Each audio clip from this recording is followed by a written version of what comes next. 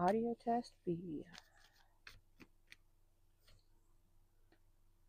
Still for July 28th and still for the collective.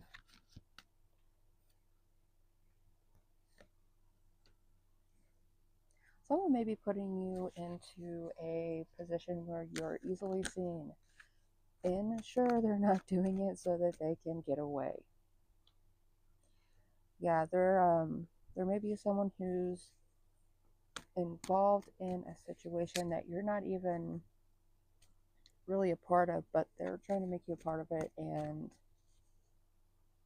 you may think that they're finally trying to invest in you, put you into a position that you could benefit from, involve you in something that they do, and make you a bigger part of their life, but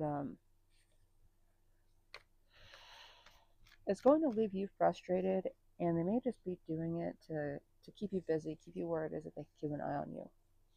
So beware of that collective, and